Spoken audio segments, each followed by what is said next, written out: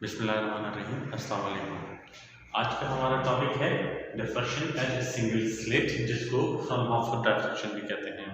इससे पहले के टॉपिक्स में हम डिफ्रैक्शन पढ़ चुके हैं, that is bending of waves around edges और कॉर्नर्स।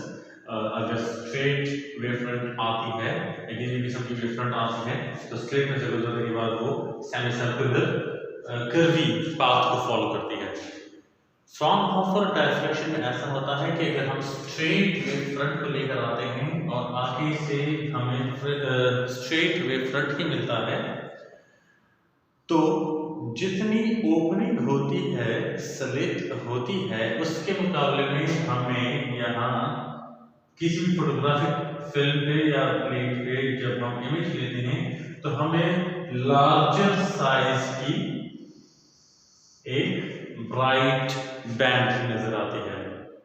और ना सिर्फ ये कि स्लिट के मुकाबले में इसका साइज बड़ा होता है, ये जो ब्राइट बैंड होती है, बल्कि इससे आगे छोटी छोटी कुछ और बैंड्स भी होती हैं जो कि ब्राइट होती हैं।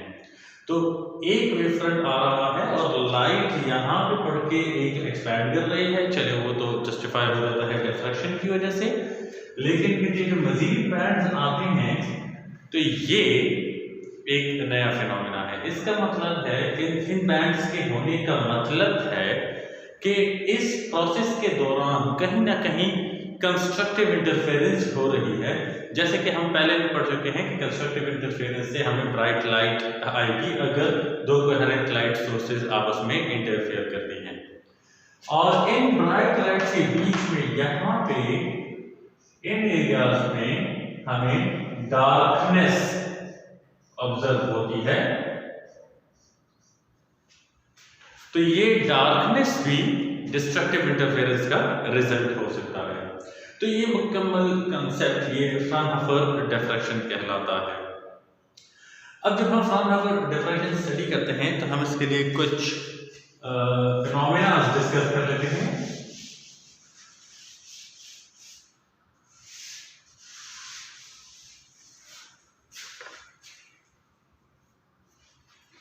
सबसे पहले हम इस स्लिट की ओपनिंग, इस डिस्टेंस को ले लेते हैं,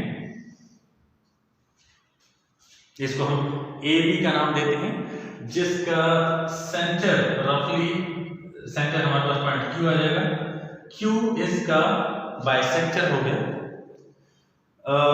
इस पूरे डिस्टेंस का एग्जैक्ट मिड में होगा, और क्यू के बिल्कुल सामने एक पॉइंट हम इस फोटोग्राफिक प्लेट पे ले लेते हैं, इसको हम नाम देते हैं ओ का। जब लाइट यहां से इंसिडेंट होके इधर आती है तो अकॉर्डिंग टू हाइगन्स प्रिंसिपल यहां पे डिफरेंट पॉइंट्स आ जाते हैं।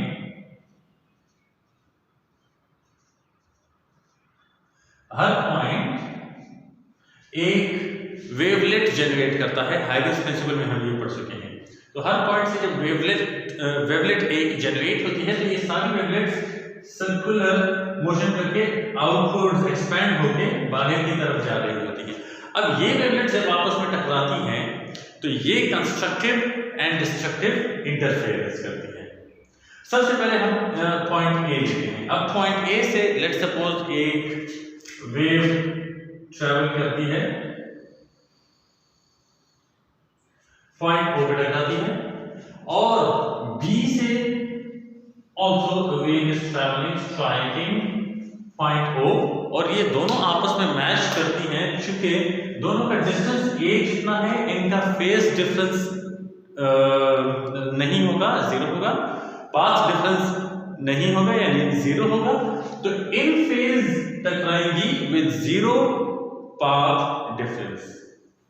अब आपको पता है कि जब जीरो पाथ डिफरेंस होता है तो क्या होता है, यहां पर हमारे पास constructive interference at point O observe होगी, अचीव होगी। इसी तरह अगर हम यहां पे एक और पॉइंट लेते हैं, लेट्स सपोज ये पॉइंट, इसको एक्स का नाम दे दें, जो कि ए और क्यू के बिल्कुल सेंटर में है, और इसी के सिमेट्रिकल यहां पे एक और पॉइंट भी होगा वाई। अगर हम एक्स और वाई से वेव्स को जनरेट करें और वो O पे पहुंचे, तो अब ये दोनों वेव्स, ये आपस में जीरो पाथ डिफरेंस है इनका, और इन फेज है, टोटली फेज डिफरेंस भी जीरो है। जब ये दोनों O पे टकराएंगी तो O पर अगेन इनकी वजह से भी कंस्ट्रक्टिव इंटरफेरेंस होगी। A और Q के दरमियान आप कोई भी पॉइंट ले लें तो इसके एग्जैक्ट सिमेट्रिकल पॉइंट्स यहां B और Q के दरमियान भी होंगे। आप कोई पॉइंट A और Q के दरमियान ले लें, उसका सिमेट्रिकल पॉइंट Q और B के दरमियान होगा, और हर पॉइंट से आप वेव को चलाएं, आगे लेकर जाएं। फॉर एग्जांपल यहां हम एक पॉइंट L ले लेते हैं, यहां पे हम पॉइंट L डैश ले लेते हैं, इनसे आप वेव चलाएं, O तक पहुंचेगी, यहां से भी O तक वेव पहुंचेगी। Same condition again, zero path difference, zero phase difference, जिसकी वजह से कंस्ट्रक्टिव इंटरफेरेंस। इसका मतलब है पॉइंट O पे आप कहीं से भी सिमेट्रिकल पॉइंट्स लेकर वहां से वेव्स चलाएं, वो सारी आपस में कंस्ट्रक्टिव इंटरफेरेंस करेंगे। And that is the reason कि O के ऊपर एक ब्राइट स्पॉट बनता है, बहुत ब्राइट होता है, और साइज में बाकी तमाम स्पॉट से बड़ा होता है।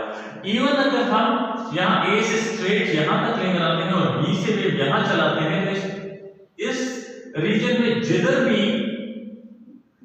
स्ट्राइकिंग होगी, कंस्ट्रक्टिव इंटरफेरेंस होगी, इन तमाम पॉइंट्स से निकलने वाली वेव्स यहां पे टकराएंगी तो कंस्ट्रक्टिव इंटरफेरेंस होगी, इसकी वजह से ये ब्राइट बनेगा।